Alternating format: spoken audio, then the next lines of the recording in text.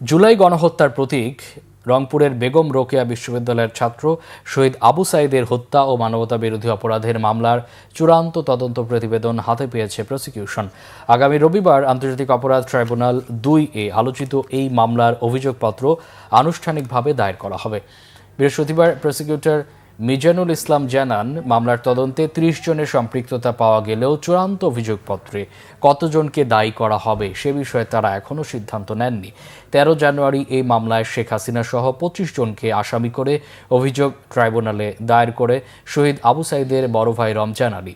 মামলায় ৪ আসামি কারাগারে রয়েছে। তারা হলো রংপুরের বেগম রোকেয়া বিশ্ববিদ্যালয়ের সাবেক প্রক্টর শরীফুল ইসলাম, পুলিশের সাবেক সহকারী উপপরিদর্শক আমির হোসেন, কনস্টেবল সুজন চন্দ্র রায় ও ছাত্রলীগ নেতা ইমরান চৌধুরী। সামগ্রিক দিক বিবেচনা করে এই রিপোর্টটা তৈরি করেছেন। তারপরেও আমরা এটা পর্যালোচনা করব। আশা করছি যে আগামী রোববার আমরা এই ফরমাল চার্জ দাখিল করব। তদন্ত প্রতিবেদনে ৩০ জন দেওয়া হয়েছে। আমরা পর্যালোচনা করে দেখব যে তাদের বক্তব্যের সাথে কেউ যোগ হবে বা বিয়োগ হবে, সংযোজন বা বিয়োজন হলে এটা হবে।